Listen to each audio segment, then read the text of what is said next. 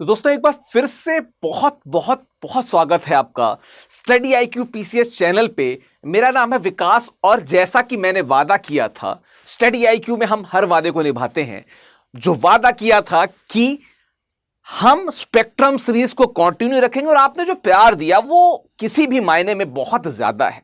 और बात की जाए आपके स्नेह की, तो विभिन्न सीरीज जो इसके पहले हुई उनमें भी आपका प्यार लगातार देखने को मिला और ये सीरीज को तो आप बहुत प्यार लगातार दे ही रहे हैं। तो मेरी एक रिक्वेस्ट है कि जो हमारी प्लेलिस्ट है उस प्लेलिस्ट में भी एक बार जाएं। जिस भी प्लेलिस्ट में, चाहे वो मेरी हो या किसी अन्य टीचर की हो, फैकल्टी की हो, आप उस प्लेलिस्ट में भी जाके देख सकते हैं। आपके बहुत सारे वीडियोस को क्रमानुसार वहां पे व्यवस्थित हैं, तो आप एक ही बार में सारे वीडियोस का आनंद ले सकते हैं स्टडी IQ PCS चैनल पे।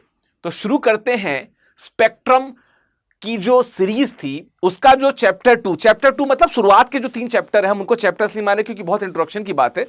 तो चैप्टर 1 में हमने जो बात की थी, चैप्टर 1 के 2 लेक्चर थे जहां पे हमने बात की थी कि भारत में कैसे जो यूरोपीय शक्तियां थी मजबूती से शामिल होती हैं, आती हैं और धीमे धीमे अपने कदम मजबूत करती जाती हैं। उसमें कुछ शक्तियां ऐसी थीं जो सिर्फ व्यापार करना चाहती थी, बहुत सी शक्तियां ऐसी थी जो यहां पे प्रशासन यानी कि शासन करना चाहती थी, कब्जे में लेना चाहती थी। जो व्यापार करना चाहती थी वो धीमे धीमे कमजोर होती गई, लेकिन 2 शक्तियां जो यहां पे शासन को भी अपने अधिकार में लेना चाहती थी, उनमें बहुत सी फाइट होती है। बिल्कुल, मैं बात कर रहा हूं ब्रिटिश और फ्रेंच की। और फाइनली हमने देखा कि फाइनली ब्रिटिशर्स फ्रेंच को, यानी जो फ्रांस से आए यहां पे लोग थे, उनको भी देश से बाहर कर देते हैं। और उसके कारणों को भी हमने देखा पिछले वीडियो में, जो लास्ट वीडियो था।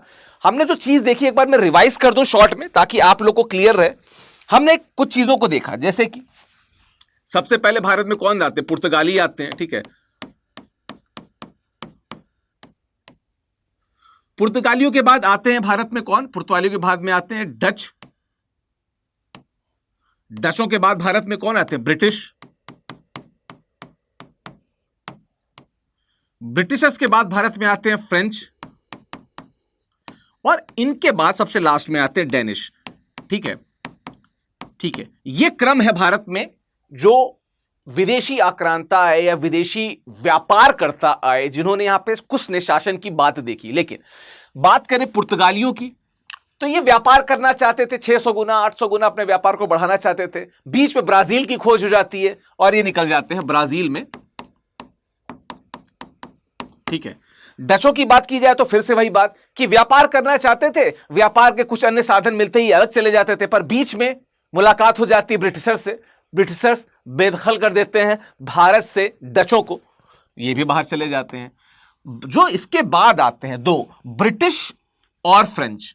ये जो दोनों आते हैं, इनके बीच एक प्रॉपर एकाधिकार की लड़ाई चलती है। ये जो एकाधिकार की लड़ाई चलती है ब्रिटिश और फ्रेंच के बीच में, कार्नाटिक युद्धों के द्वारा हमने उनको देखा था, जहां पे हमने देखा था कि जैसे एक वो एक्स-ला-चैपल की संधि होती है जो पहली होती है, वहां पे क्या होता है, वहां पे आई डोंट नो क्यों ये फ्रेंच को समझ में आया। उन्हें कहा कि चलो हम ऑस्ट्रिया जो है, ऑस्ट्रिया पे हमको रहने दो, कब्जा हमारा रहने दो, तुम ले लो। चेन्नई छोटा सा तो एक जिला है, आप इसको रख लो, छोटा सा एरिया है, आप इसको रख लो। मतलब उस समय मद्रास था वो। तो ब्रिटिशर्स को कहते हैं ठीक है तुम मद्रास रख लो, हम ऑस्ट्रिया रख लेते हैं।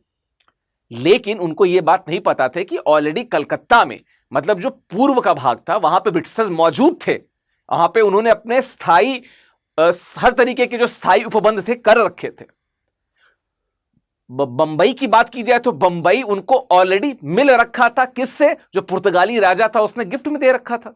बंबई भी था उनके पास में। बचा कुचा साउथ दे देते हैं कर्नाटक जो प्रथम वार है, उसके बाद में जो ऑस्ट्रिया के लिए जो उनका इंटरेस्ट था फ्रेंच का, उसके चक्कर में ये दे देते हैं। अब होता क्या है कि भारत के जो तीनों एंगल हैं, ये और ये तीनों किनके पास थे? ब्रिटिशर्स के पास थे। और एक छोटा सा यहां पे पौंडीचेरी फ्रेंच के पास था। जाहिर सी बात है कि वो प्रशासनिक रूप से, शासन के रूप से मजबूत नहीं रह जाते हैं, वहां पे कमजोर साबित होते हैं। एक और बात की जाए अगर ब्रिटिश ईस्ट इंडिया कंपनी की और फ्रेंच ईस्ट इंडिया कंपनी की, तो ये निजी एंटिटी थी, प्राइवेट कंपनी थी। 1600 में जो क्वीन एलिजाबेथ लेटर भेजती हैं उसके द्वारा भारत में जब ये आती है तो ये निजी कंपनी के रूप में आती है, अपने व्यवसाय को अपने खुद के तरफ से चलाती थी, सरकार का बहुत नियंत्रण नहीं था, तो जो भी मौजूद आती थी, अच्छे अच्छे अधिकारी आते थे, बहुत योग्य अधिकारी आते थे, अच्छे से लीड करते थे और आगे बढ़ते थे। फ्रेंच ईस्ट इंडिया कंपनी की अगर बात की जाए तो यहां पे क्या था, ये सरकार के अधीन में थी, जो फ्रांस में सरकार थी उसके अधीन में थी, फ्रांस के राजा के अधीन में थी मोस्टली। जब वहां के वो उनके अधीन में जब रहती है तो अधीनता में क्या होता है, सरकार जैसा चाहती थी वैसा कर पाते थे, पैसा आज मांगते थे 4 महीने बाद पैसा आता था, तब तक अंग्रेज सारा नुकसान करके चले जाते थे। ऊपर से जो ब्रिटिश राज्य थे उनके जो मतलब ब्रिटिश जो कंपनी थी, ईस्ट इंडिया कंपनी थी, उनके जो लीडर्स थे एक से एक मजबूत। हॉकिंस से शुरू करके क्लाइव की बात की जाए, मुनरो की बात की जाए, वॉरेन हेस्टिंग्स की बात की जाए, हेस्टिंग्स की बात की जाए, वेलेस्ली की बात की जाए, डलहौजी की बात की जाए, बहुत मजबूत थे। उनके सामने इनका टिकना संभव नहीं था।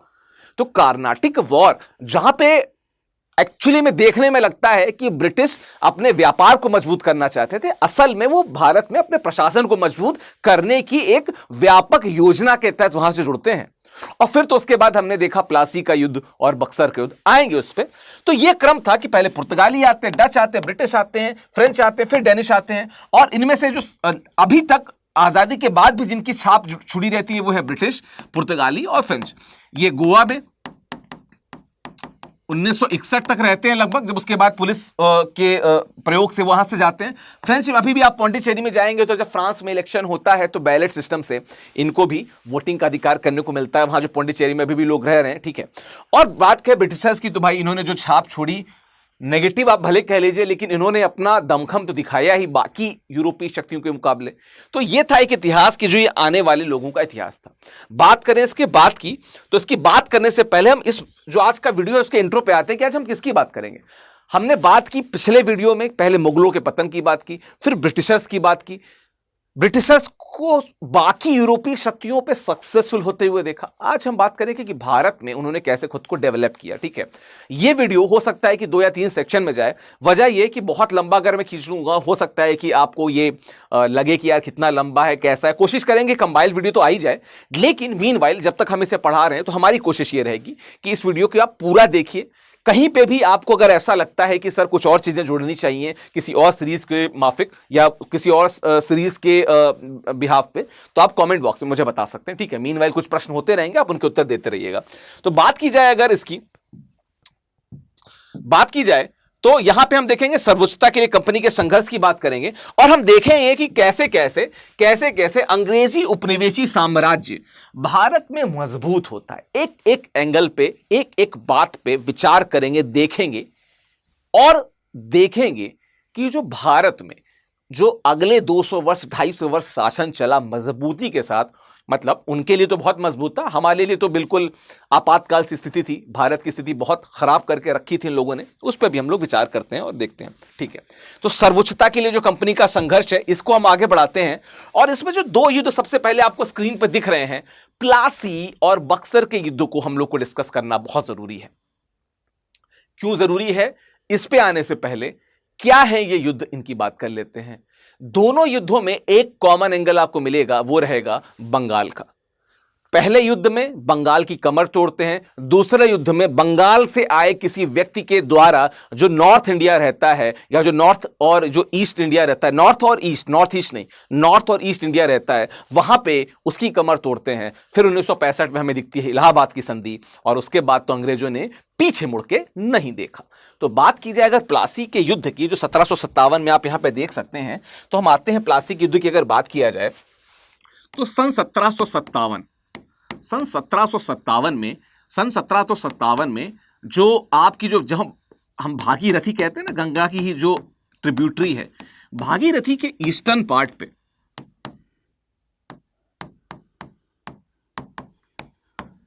प्लासी में युद्ध जो लड़ा किसके बीच गया, ये लड़ा गया जो कर्नल क्लाइव थे, उनके जो क्लाइव थे वर्सेस नवाब जो था, नवाब सिराजुद्दौला के बीच में।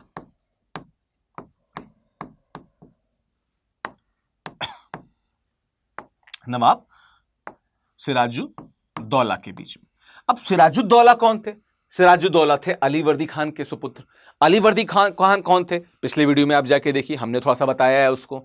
तो बात ये हुई कि जब सिराजुद्दौला को ये लगा कि यार ये जो ब्रिटिश शासन है ये कुछ अजीब सा बिहेव नहीं कर रहा है, ऐसा नहीं लग रहा कि ये कुछ ज्यादा ही अतिक्रमण कर रहे हैं, हर बात पे रोका टोकी कर रहे हैं, क्यों ना काउंटर किया जाए। लेकिन यहां पे सिराजुद्दौला के आने से पहले ही इनके साथ धोखा हो चुका था। इस युद्ध से आने से पहले ही सिराजुद्दौला कमजोर हो चुके थे, आधी सेना ने तो लड़ने से मना कर दिया। मीर जाफर का वहां पे हमने रोल देखा कि उसने लोगों को बहला फुसला रखा था, अंग्रेजों से साठगांठ हो रखी थी और यह युद्ध हार जाते हैं सिराजुद्दौला। हारते तो ये युद्ध सिराजुद्दौला है, लेकिन बहुत अगर दूर के नजरों से देखें, अगर दूर के चश्मे से देखें तो ये हार बंगाल की हार नहीं थी, सिराजुद्दौला की हार नहीं थी, ये भारत की हार थी। ये कैसे आगे तब्दील होता है हम देखेंगे। तो जब बात की जाती है सिराजुद्दौला को, प्लासी के युद्ध में कर्नल जो क्लाइव हैं ये हरा देते हैं, अच्छे से हरा देते हैं। चूंकि मैंने बताया कि बहुत से उनके जो सिराजुद्दौला के प्रशासन के लोग थे उनसे उन्होंने भितरघात किया। They actually betrayed their king, their ruler, or their whoever is ruling in the Bengal state, like Sirajuddaulah. And then what happened? Mir Jafar, the person who was the main suspect, the main convict, उसको बंगाल का नवाब बना दिया गया। मतलब प्लासी के युद्ध के बाद जो मीर जाफर था उसको बंगाल का नवाब बना दिया गया।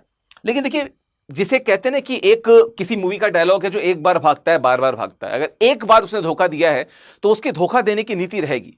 और कहीं ना कहीं मीर जाफर जब नवाब बन जाता है तो तमाम, चाहे वो कर की बात हो, चाहे वो सेना की बात हो, वो हमेशा ये कोशिश करता था कि हम किसी भी प्रकार से ये जो सेना है, ये जो लोग हैं, इनको वो टैक्स ना दें, और वो टैक्स हम अपने पास संभाल के रखें या बचा के रखें या कर चोरी करके रखें। तो इससे क्या होगा, हम भविष्य में मजबूत हो सकेंगे अपने आप पे। ऐसा उसके दिमाग में आया। पर उसको यह बात नहीं पता थी कि जैसे उसने किसी के साथ धोखा किया वैसे ही उसके साथ भी धोखा हो सकता है। बिल्कुल, अंग्रेजों ने उसको हटाया और उसके जगह पे किसको बना दिया? मीर कासिम को बंगाल का नवाब बना दिया। किसको? मीर कासिम को।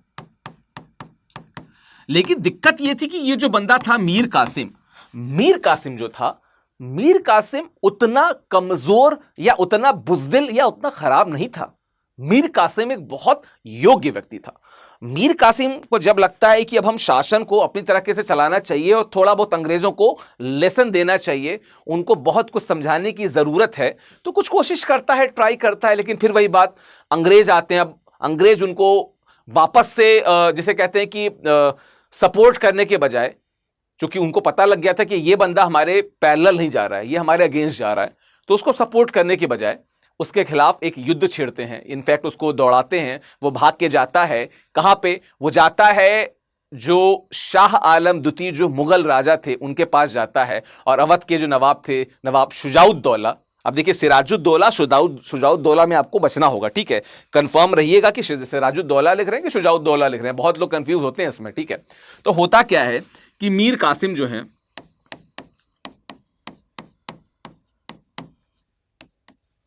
जो बंगाल के रहते हैं, बंगाल के नवाब हैं,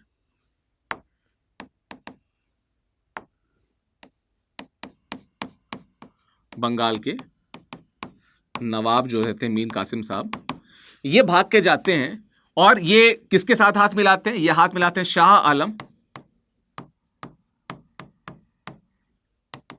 द्वितीय के साथ में, जो दिल्ली के मुगल राजा थे, और किसके साथ में? शुजाउद्दौला के साथ में, जो अवध के राजा थे। ये तीनों आपस में मिलके आते हैं और सोचते हैं कि हम अंग्रेजों को बहुत बुरी तरीके से धूल चटा देंगे, उनको हरा देंगे। ये सोच के वो आगे बढ़ते हैं। लेकिन वहां पे एक चूक हो जाती है उनसे। वो चूक ये हो जाती है कि वो नहीं समझ पाते कि अंग्रेजों की डेप्थ कितनी ज्यादा थी। और वहां पे अंग्रेजी लीडर कौन था? Hector Munro. हेक्टर मुनरो आता है अपनी सेना के साथ में और कंबाइंड इनको तीनों को हरा देता है, इन तीनों को हरा देता है, ठीक है? और वो सन था सन 1764 का, जब हमने देखा बक्सर का युद्ध। बक्सर का युद्ध 1764 इसलिए भी बहुत मजबूत या इंपॉर्टेंट या महत्वपूर्ण माना जाता है कि जब हम कार्नाटिक वॉर्स की बात कर रहे थे, ठीक है, कर्नाटक युद्धों की बात कर रहे थे, तो उन्होंने भारत में ब्रिटिश व्यापार को मजबूत किया। लेकिन ये जो प्लासी और उसके बाद बक्सर का युद्ध था, इसने भारत जैसे विशाल देश में अंग्रेजों के साम्राज्य को मजबूत किया, सशक्त किया। ये यहां पे हमें देखने से मिलता है, ठीक है।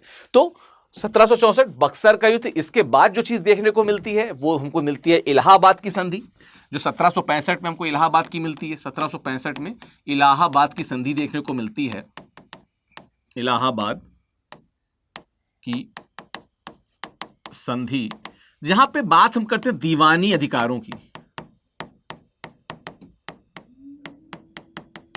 मुझे दो चीज बताइएगा कमेंट बॉक्स में कि दीवानी अधिकार क्या थे, नंबर 1, और नंबर 2 कि दीवानी अधिकारों को लेके अंग्रेज इतने ज्यादा उत्साहित क्यों थे।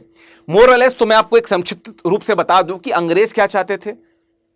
मतलब दीवानी अधिकार मतलब ये जो एरिया था इनका हर जगह पे, दीवानी अधिकार से उनका मतलब था कि वहां का जो दीवाने आम या दीवाने खास जिसकी भी आप बात कर लीजिए, लोगों के बीच में जो अंग्रेजों की पहुंच थी, शासन के रूप में हो, व्यापारी के रूप में हो, उसको बहुत मजबूत करने वाली ये संधि थी, जहां पे उनको जब अधिकार मिल जाते हैं उसके बाद तो फिर वो उन एरिया को इतना ज्यादा शोषण और शोषित कर लेना चाहते थे, जो हमने रैयतवाड़ी महालवाड़ी में मतलब प्रॉपर पुख्ता रूप से होते हुए देखा है। जो रैयतवाड़ी महालवाड़ी में हमने देखा वो एक इतिहास नहीं था, वो इसका ही डिटेल्ड स्वरूप था। इलाहाबाद की संधि जो होती है और जो दीवानी राइट्स की बात होती है, उसका ही मजबूत कड़ा और अगला स्वरूप दिखता है हमें जब हम रैयतवाड़ी महातवाड़ी की बात करते हैं। वो आएगा जब आगे आएगा लेक्चर में, ठीक है। तो हमने देखा 1765 इलाहाबाद की संधि, दीवानी राइट्स, शाह आलम, शुजाउद्दौला, मीर कासिम, बक्सर का युद्ध। तो इन दोनों युद्धों ने बहुत ज्यादा मजबूत किया किसको, अंग्रेजों को, ठीक है। और 1757 देख चुका, ये हम लोग देख लिए। और भारतीय राज्य आंतरिक संघर्षों में शामिल थे और अपना वर्चस्व स्थापित करने की कोशिश कर रहे थे। था क्या कि जो सेंट्रल असेंबली थी, जो सेंट्रल सरकार थी, मैं क्या बोल रहा हूं, जो सेंट्रल सरकार थी मतलब केंद्रीय सरकार थी, यानी जो केंद्रीय राजशाही थी मुगलों की, वो पतन की ओर अग्रसर थी। हमने देखा था कि बहादुर शाह फर्स्ट से लेकर बहादुर शाह सेकंड के बीच में जितने भी लेटर यानी कमजोर मुगल्स आए, उसमें कैसे कैसे शासन कमजोर होता गया। जब तक औरंगजेब था उसने तो बांध के रखा था, लेकिन जब ये लोग आए तो दो तीन चीजें हुई। एक, गुटबाजी की बात हमें देखने को मिलती है। दूसरी बात, किंग मेकर कुछ बने जिन्होंने राजाओं को कठपुतली सा नचाया। जब किंग मेकर्स उनके ग्रुप के वाले मतलब नचाने वाले आ गए तो अंग्रेज तो बहुत ज्यादा धूर्त थे।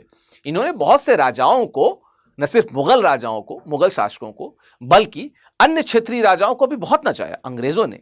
हम आगे देखेंगे कि रिंग ऑफ फेंस की नीति देखेंगे, डॉक्ट्रीन ऑफ लैप्स देखेंगे हम लोग, सहायक संधि की बात करेंगे, सब आएगा भी आगे। और देखिएगा कि कैसे, जिसे कहते हैं ना कि चाहे वो कैरेक्टर स्टक की बात हो या साम दाम दंड भेद की बात हो, अपनी नीतियों को कारगर रूप से, मजबूत रूप से आगे बढ़ाने के लिए ब्रिटिशर्स किस हद तक जाते हैं देखने को मिलता है हमको यहाँ पे, ठीक है। तो ये चीज थी, पृष्ठभूमि थी। इस पृष्ठभूमि की हमने बात की, हम बात करते हैं इसके आगे की। तो अन्य राज्यों के ऊपर की बात की जाए तो क्या था कि भारतीय राज्य आंतरिक संघर्षों में शामिल थे और अपना वर्चस्व स्थापित करने की कोशिश किस पे कर रहे थे, अन्य राज्यों पे। राज्यों ने अपने पड़ोसियों को हराने के लिए अंग्रेजों के साथ समझौता किया। उनको लगता था यार कि ये जो बंदा इंग्लिश बोल रहा है ना कि hey do you want any help, ये जो व्यक्ति है ये हमारा दोस्त है। उन्हें यह नहीं पता था कि वो खुद यूरोपियों के दोस्त नहीं हुए, वो उन हर जगह पे बदनाम हैं जहां पे उन्होंने अपनी बस्तियां बसाई, वो आपके दोस्त कैसे हो सकते हैं। जो व्यक्ति सिर्फ व्यापार करने के उद्देश्य से आया हो, उस व्यक्ति को आप सिर्फ दोस्त कैसे मान सकते हैं। दो चीजें हो सकती हैं, या तो हितों के चक्कर में आपका गला दबा दे, या तो हित साध कर निकल जाए। अंग्रेज निकलने वालों में से नहीं थे, वो आपके गला दबाने वालों में से थे और आपके मुंह से हर वो चीज निकलवाना चाहते थे, आपके देश से हर वो चीज वो चूसना चाहते थे, शोषण करना चाहते थे, जिस चीज को उनको लगता था कि देश में, उनके अपने देश में नहीं हो पाएगा या यहां पे सस्ता मिलेगा, ठीक है। तो इन लोगों ने अपना दोस्त मान रखा था। भारतीय राज्यों के इस प्रतिनिधित्व को अंग्रेजों के लिए अवसर का काम किया। भाई वो होता है ना कि दो बिल्लियों की लड़ाई में जो वो क्या कहते हैं, बंदर बाजी मार ले जाता है, बस वही वाली बात थी। दो राजपाट अपने में लड़ रहे थे, इनको लड़ते लड़ते लगा कि ये जो अंग्रेज बैठा है ऐसे सपोर्ट ले लेते हैं, और वो जो अंग्रेज सपोर्ट देने के लिए नहीं बैठा था, वो धूर्त था। वो बैठा था कि एक बार मौका मिल जाए, इनको बताते हैं, तरीका बताते हैं, और फिर वो दिखाते हैं। देखिए आपको लग रहा होगा टोन से कि यार ये क्या ही बात कर रहे हैं अंग्रेजों की तरफ से। भाई मैं वो बात बता रहा हूं जो इतिहास में हमने देखी। अंग्रेजों की धूर्तता को अगर भारत के उस समय के जितने भी जो भी राज्य थे अगर वो समझ सकते तो शायद वो कभी भी उनके साथ में ना आते। वो उनके ट्रैप में, उनके जाल में फंसे, और उसके बाद का जो इतिहास है वो इतना दुर्दांत, इतना खराब, इतना नेगेटिव इतिहास था कि वो भारत जो विश्व की एक तरह से सबसे बड़ी जीडीपी थी, लगभग 25% जीडीपी को धारण करता था मुगलों के समय पे, वो भारत आजादी के पास 1-2% जीडीपी रखने का मोहताज हो गया वो भारत। ठीक है, बात की जाए इसके बाद की, तो अंग्रेज जो थे वो हस्तक्षेप करना और जीतना शुरू कर दिया। इस प्रकार ईस्ट इंडिया कंपनी द्वारा भारतीय राज्यों के विलय की प्रक्रिया शुरू हुई। लेकिन प्रक्रिया शुरू होने के लिए कुछ विशेषताएं थी। हम देखते हैं, कुछ सिद्धांतों की बात करेंगे, हम देखेंगे कि क्या थी रिंग ऑफ फेंस की नीति, सहायक संधि क्या थी, डॉक्ट्रिन ऑफ लैप्स क्या थी। ठीक है, हम सब देखेंगे। ठीक है, तो 1784 में पिट्स इंडिया एक्ट आता है। इसके पहले आपको पता है कि 1773 के पहले अगर बात कर लें 1773, यहां पे हमको देखने को मिलता क्या है, हमको यहां पे देखने को मिलता है, 1773 में हमको मिलता है। देखिए 1773 में हमको देखने को मिलता है रेगुलेटिंग एक्ट। अभी डिस्कस कर लेते हैं क्या क्या चीजें थी इसमें। 1784 में हमें देखने को मिलता है पिट्स इंडिया एक्ट। ठीक है, 1813 चार्टर एक्ट, और 1833 अगेन चार्टर एक्ट। ये जो दो एक्ट थे ना, ये दो एक्ट में ईस्ट इंडिया कंपनी बहुत मजबूत होती दिख रही थी। लेकिन यहां पे जो ब्रिटिशर्स थे ना, मतलब सॉरी इससे पहले, मतलब 1773 से पहले ईस्ट इंडिया कंपनी की जो महत्वता बहुत ज्यादा था। भारत के हर जो राज्य थे उसको वो, जिसे कहते हैं ना कि चाहे वो धोखे की बात हो, चाहे वो उनसे युद्ध करके बात हो, वो हराते जा रहे थे, अपना प्रभुत्व स्थापित करते जा रहे थे। यहां तक जो अंग्रेज की जो महारानी थी, मतलब महारानी के द्वारा जो भेजी गई ईस्ट इंडिया कंपनी थी, अंग्रेजी सरकार या जो अंग्रेजी राजशाही थी उसको नहीं पता था कि यार ये लोग इतना बेहतर कमर रहे हैं, मचा रहे हैं इंडिया में। मतलब वहां पे भारतीय राजाओं पे जो शासन कर रहे थे, जिस तरीके से शासन कर रहे थे, भाई इन लोगों ने हालत खराब कर रखी है। जब ये बात समझ में आती है राजशाही को, तो वो थोड़ा सा ईस्ट इंडिया कंपनी को कंट्रोल करना शुरू करते हैं। तो इसीलिए पहला आता है regulating act. First they wanted to regulate them economically. जब इकोनॉमिकली रेगुलेट करते करते करते एक समय आता है, जब आएगा आगे 1857 की जब क्रांति होगी, उसके बाद उनको लगता है इकोनॉमिकली हर तरीके से हमको हटाई देना चाहिए, और फिर वो प्रशासनिक रूप से, मतलब एडमिनिस्ट्रेटिवली भी उनको हटा देते हैं। और फिर 1857 से पूर्णतः जो ब्रिटिश क्राउन है, जो ब्रिटिश साम्राज्य है, वो भारत पर शासन करने लगता है। लेकिन पहले या क्या कहते हैं, अब यहां पे थोड़ा सा देख लिया जाए, 1784 में पारित होने के बाद थोड़े समय के लिए साम्राज्य विस्तार पर संसदीय निषेध था। कहने का मतलब यहां पे कहा गया कि आपके जो 1773 के रेगुलेटिंग एक्ट में कहा गया कि देखिए जो आप इकोनॉमिक गतिविधियां कर रहे हैं उसका प्रॉपर रिकॉर्ड ब्यौरा चाहिए, court of directors, board of control, इन सब की बात की गई। हमको एक प्रॉपर ब्यौरा चाहिए, वो एक्सेल शीट में बना के हमको दीजिएगा कि कहाँ खर्चे करना है, क्या खर्चे कर रहे हैं। यहां पे पिट्स इंडिया एक्ट जो 1784 का था, इसमें कहा क्या, इसमें क्या कहा गया, इसमें कहा गया देखो ये जो एडमिनिस्ट्रेटिव विस्तार कर रहे हो ना यार, इसको थोड़ा सा पूछ पाछ के करो, बहुत ज्यादा डिटेल में आप जा रहे हैं, नहीं जाना है। आप रिप्रेजेंटेटिव हैं ब्रिटिश सरकार के। देखो अब यहां पे सरकार अपना धीमे धीमे कनेक्शन मजबूत करने लगी। थे तो इंग्लिश ही ना, मैं ब्रिटिश साम्राज्य के अधीन थे, उनके एक तरीके से प्यादे थे, वो आ जाते हैं यहां पे। 1813 की बात की जाए चार्टर एक्ट में, तो ये वो समय था जब ब्रिटिश साम्राज्य ने ईस्ट इंडिया कंपनी की मोनोपोली को चुनौती दी और कहा कि अब तुम्हारी मोनोपोली नहीं रहेगी, एकाधिकार जो है उसको चुनौती देते हैं, except tea and trade in China. इस एकाधिकार को चुनौती दी जाती है, किसके द्वारा, किसके द्वारा? इस एकाधिकार को चुनौती जाती है किसके द्वारा? खुद ब्रिटिश साम्राज्य के द्वारा, और कहते हैं कि अब तुम्हारी मोनोपोली नहीं रहेगी। एक वो कमजोर करते हैं। फिर 1833 का चार्टर एक्ट आता है और मोनोपोली कंप्लीटली उनकी खत्म कर दी जाती है। कहीं पे भी ट्रेड इन टी और ट्रेड इन चाइना वाली मोनोपोली भी खत्म कर दी जाती है। और इस दौरान क्या होता है? यह 1813 का समय है जब ईसाई मिशनरियों को भी भारत भेजा जाने लगता है। किस लिए? किस वजह से? कि आइए यहां पे ईसाइयत का प्रचार कीजिए, क्रिश्चियनशिप का प्रचार कीजिए, लोगों से बात कीजिए, अगर वो इस धर्म को धारण करना चाहते हो तो धारण कर ले। ये बात की गई 1813 के चार्टर एक्ट में। मैं आपको बता दूं कि जो पुर्तगाली आए थे उनके आने का एक बहुत महत्वपूर्ण कारण था, वो चाहते थे, पुर्तगाली चाहते थे कि भारत में ईसाइयत का प्रचार हो। वो अपना व्यापार करना चाहते थे, ईसाइयत का प्रचार करना चाहते थे। लेकिन शुरुआत से जब उनके ये नखड़े या इस तरह के जो उनका एटीट्यूड था, जब लोगों को दिखता था या साम्राज्य को दिखता था, तो उनका बहुत विरोध हुआ, इसलिए वो मजबूत नहीं हो पाए। अंग्रेजों ने पहले व्यापार से शुरू किया, फिर ये धर्म की तरफ आए, और फिर तो साम्राज्य पूरा हड़प करने लगे ये। तो इनकी नीति थोड़ी अलग थी, इनके लीडर थोड़े अलग थे, इनकी जो टेक्निकल सुपीरियरिटी थी वो काफी ज्यादा मजबूत थी, और इस वजह से वो भारत में मजबूत होते गए। खैर, तो ये क्रम था जो हमने देखा। ठीक है, प्रत्यक्ष सैन्य हमले के बजाय राजनीतिक, आर्थिक और कूटनीतिक तरीकों का इस्तेमाल करने की बात की गई। और फिर वही हम देखेंगे क्या? साम दाम दंड भेद, हर तरीके से हम साम्राज्यों को हड़पेंगे। अब कौन दिमाग लगा रहा है? अब ब्रिटिश संसद, जो ब्रिटिश क्राउन है, वो दिमाग लगा रहा है। ठीक है, बात की जाए इसके बाद की, तो भारतीय राज्यों में ब्रिटिश नागरिकों की नियुक्ति, ये कंपनी के विलय की विशेषताएं उसी में पढ़ रहे हैं। भारतीय राज्यों में ब्रिटिश नागरिकों की नियुक्ति, यह नीति बक्सर की लड़ाई में अंग्रेजों की जीत की अपनाई गई थी। भाई, अंग्रेजों ने वहां पे अपने लोगों को स्थापित कर रखा था, हर एक पल की खबर उनके पास थी, चाहे वो मीर जाफर हो, चाहे वो मीर कासिम हो, या उनसे पहले सिराजुद्दौला हो। सबको यह भ्रम था कि हम ही हम हैं, लेकिन उनमें से किसी को भी यह भान नहीं था, none of them were sure, कि वहां पे सिर्फ वो नहीं है, अंग्रेजों के बैठाए प्यादे भी हैं। विभिन्न प्रशासनिक नीतियों के द्वारा, जैसे सहायक संधि, रिंग फेंस की संधि आदि के द्वारा अब कब्जाने की बात शुरू होती है। आइए देखते हैं कि थी क्या चीज। पहली है रिंग फेंस की नीति। ठीक है, घेरे की नीति। करना क्या था? वो कहते थे कि देखिए साहब, पहली लाइन में लिखा हुआ है, वॉरेन हेस्टिंग्स जो थे उन्होंने इसको लागू किया।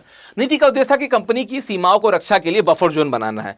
मतलब जैसे आपने स्ट्रिंग ऑफ पर्ल्स की बात की होगी ना, बस वही जैसे चाइना की नीति थी, वही इसकी पैरेलल की नीति थी। इनका कहना था कि हमको एक रिंग ऑफ पर्ल्स में क्या थे कि वो भारत को थोड़ा सा टारगेट करना चाह रहे थे चाइना वाले, कि घेर देते हैं इनको। ये खुद के लिए बफर जोन बनाना चाह रहे थे, मतलब एक फोर्ट्रेस, एक वो किला बनाना चाहते थे किसी भी तौर पे, कि हमको कोई ना भेद पाए, कोई आए तो पहले उन राज्यों से लड़े, फिर उसके बाद हमारे अंदर आए। खैर, राज्यों को बाहरी आक्रमण के खिलाफ सैन्य सहायता का आश्वासन दिया गया था, लेकिन अपने खर्च पे। यह कहा गया कि देखो यार, अगर बाहर कोई आक्रांता आएगा, चाहे वो तुर्क हो या वो मंगोल हो, हम खड़े हैं आपके साथ पे, लेकिन हमको खर्चा देना पड़ेगा, हमको पैसा देना पड़ेगा वहां पे। एक और बात, मराठों और अफगानों के हमले के खिलाफ अवध को बफर स्टेट बनाकर बंगाल की रक्षा के लिए इस्तेमाल किया जाता था। अवध मतलब लखनऊ का जो एरिया था, उसको बफर स्टेट बना के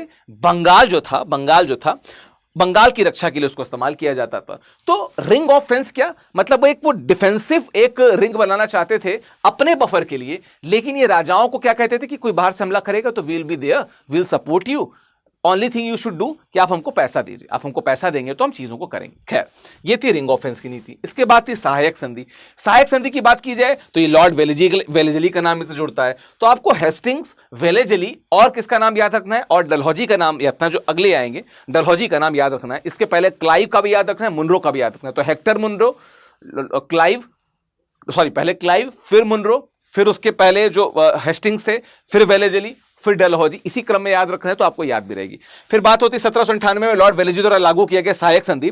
ब्रिटिश अपने सहयोगियों को अपनी सत्ता के लिए बाहरी और आंतरिक खतरों से बचाने के लिए उत्तरदायी होंगे। मतलब जो लोग हमको सपोर्ट करेंगे ना, उनको हम सपोर्ट करेंगे अपनी सेना के द्वारा। मतलब अगर आप ब्रिटेन के साथ या ब्रिटिश सेना के साथ या ब्रिटिश साम्राज्य के साथ जुड़ जाते हैं, तो कोई भी, चाहे वो मंगोल हो, तुर्क हो या कोई अन्य राजा आप पे हमला करेगा, तो हम आपकी तरफ से लड़ेंगे, लेकिन उसमें कुछ कंडीशंस थी।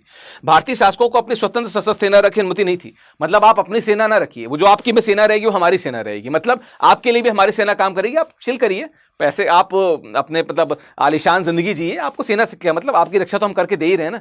उनको पता नहीं था कि वो अपाहिज बनाना चाह रहे थे। कौन? अंग्रेज। किसको? राजाओं को, भारतीय राजाओं को। केवल अंग्रेजों को अनुमति से ही सहयोगी एवं अन्य शासकों के साथ समझौता कर सकता था या युद्ध में शामिल हो सकता था। मतलब क्या? अंग्रेजों की अनुमति से अगर वो अन्य शासकों के साथ समझौता करना चाहे, सपोज कीजिए कि हैदराबाद चाहे कि मैं मराठों के साथ समझौता करूं, तो उसके लिए अंग्रेजों से पूछना चाहता कि boss can I join it, तो बॉस कहता था कि हाँ यू कैन ज्वाइन। मोस्टली वो नहीं करता था, उसको पता था कि ये लोग मिल जाएंगे तो हमें सक्साइड कर देंगे, तो मोस्टली वो नहीं होता था।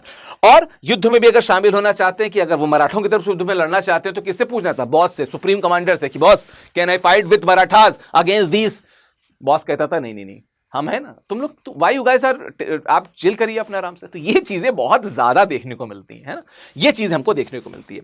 यदि भारतीय शासक भुगतान करने में विफल रहते थे, ठीक है, भागती, तो उनके क्षेत्र को कुछ हिस्सा दंड के रूप में छीन लिया जाता था।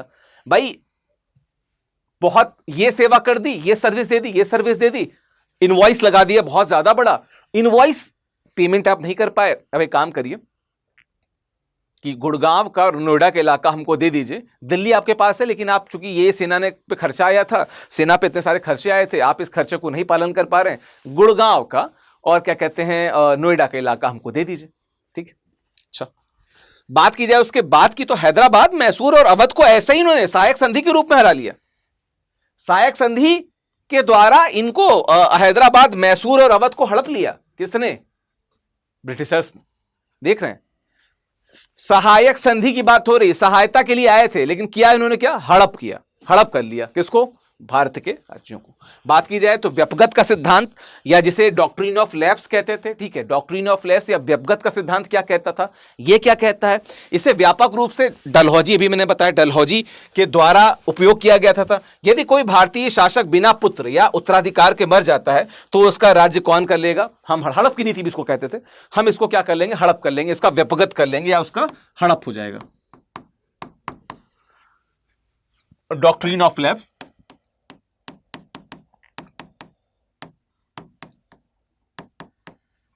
मतलब देख रहे हैं आप कि उन्होंने बोला कि अगर आप पुत्र नहीं पैदा कर पाए, तो आपके बाद आपका शासन हम संभालेंगे। चूंकि आपके यहां अगर महिला हो वो संभालना चाहे, कोई भतीजा हो वो संभालना चाहे, नहीं संभालने देंगे। संभालेंगे कौन? हम संभालेंगे, क्योंकि हमको भगवान ने भेजा है रूल करने के लिए। खैर, द थिंग इज कि कोई भारतीय शासक बिना पुरुष उत्तराधिकारी के मर जाता था, उसका राज्य हड़प कर लेते थे ये लोग, अर्थात कंपनी क्षेत्र का हिस्सा बन जाएगा, मतलब कंपनी का जो शासन था उसका वो पार्ट बन जाएगा।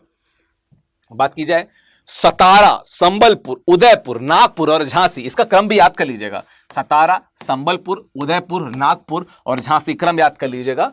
इन जगहों को व्यपगत की नीति यानी कि डॉक्ट्रिन ऑफ लैप्स के द्वारा हड़पा गया बकायदा अंग्रेजों के द्वारा। और झांसी की कहानी तुमको पता ही है कि बुंदेले हर बोलों के मुंह हमने सुनी कहानी थी, खूब लड़ी मर्दानी वो तो झांसी वाली रानी थी। तो झांसी वाली रानी की कहानी क्या थी? जो बेटे को पीछे बाद में, दत्तक पुत्र को पीछे बाद में युद्ध करती हैं और युद्ध में अंग्रेजों के नाकों चने चबा देती हैं। लेकिन खैर 1857 की जो हमारी क्रांति थी, एक मामले में असफल रह गई, लेकिन जो सफलता हमको मिली वो मिली थी सफलता राष्ट्रीयता की, राष्ट्रवाद की, नेशनलिज्म की। वो समय था कि राजाओं को लगा, सैनिकों को लगा, विद्यार्थियों को लगा, किसानों को लगा, मजदूरों को लगा कि हम सबका हित एक व्यक्ति मार रहा है, हम सबके हितों पे एक व्यक्ति कुठाराघात कर रहा है या एक संस्था कुठाराघात कर रही है। वो कौन है? ब्रिटिशर्स हैं। ये पहली बार फीलिंग आई पूरे भारत में, पैन इंडिया ये फीलिंग आई, ठीक है। खैर, अवध के कुछ कुप्रशासन के आधार पर कब्जा कर लिया था। बेगम हजरत महल वाला अगर केस, बेगम हजरत महल जब जुड़ती हैं तो क्या बात थी? यही वाली बात थी कि उनको लगा कि कुप्रशासन है, भाई तुम अच्छे से रूल नहीं कर रहे हो। कौन बताएगा? हम बताएंगे। सुप्रीम कमांडर बता रहा है कि तुम्हारे यहाँ शासन से नहीं चल रहा है, आओ हड़प लेते हैं। यहां पे तो ये बताया कि आपके पुत्र ही नहीं है, हड़प लेते हैं। यहां पे कुछ कुशासन बता के, चूंकि मजबूत थे, जबरदस्ती का एग्जाम्पल देना चाहते थे, देखिए उन्होंने हड़प कर लिया। तो ये यहां पे हमको देखने को मिलता है। बात की जाए, ये देखिए 1797 में ब्रिटिश क्षेत्र की बात की जाए तो ये देख रहे हैं, ये अखंड भारत से भी ज्यादा, कुछ थोड़ा सा बनारस कलकत्ता कुछ बच गया था, वरना हर जगह इन्होंने जो ये पिंक वाला एरिया है, हर जगह इन्होंने अपना कब्जा लिया था, अपना कब्जा बना लिया था, ठीक है। ये 1857 में अगर बात किया जाए ब्रिटिश क्षेत्र थे, कुछ ऐसे जगह थे जो, अच्छा सॉरी, ये एरिया ब्रिटिश एरिया है। 18 माफ कीजिएगा 1897 में, मैं इसको मान गया, चल रहा था कहाँ गया। ये एरिया जो बाद में पिंक वाला दिखता है, ये धीमे धीमे कब्जाते जाते हैं, कौन, ब्रिटिशर्स कब्जाते जाते हैं। जो आप ये वाला देख रहे हैं ना, ये जो ये देख रहे हैं, देखिए कितना ज्यादा मजबूत होता जा रहा है ये, ठीक है। तो ये चीज है, ठीक है। तो अब हमने कुछ चीजें देखी कि कैसे कैसे भारत के शासन को वो मजबूत करते गए, ठीक है, मजबूत करते गए। किस तरीके से अपनी नीतियों की वजह से, सहायक संधि की बात हो, व्यापक नीति की बात हो, या डॉक्ट्रिन रिंग ऑफ फेंस की बात हो, इन सब के द्वारा वो भारतीय साम्राज्य को अपने में हड़प करते जा रहे थे। ये चीजें हमने देखी यहां तक।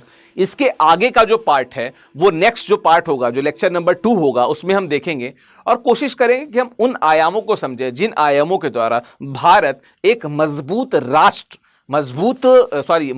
ब्रिटिश उपनिवेश बन गया, या ब्रिटिशर्स ने बहुत मजबूती से उसे अपना उपनिवेश बना लिया। इसका हम लोग डिस्कशन करेंगे नेक्स्ट वीडियो में। हमसे जुड़े रहने के लिए बहुत बहुत धन्यवाद, शुक्रिया।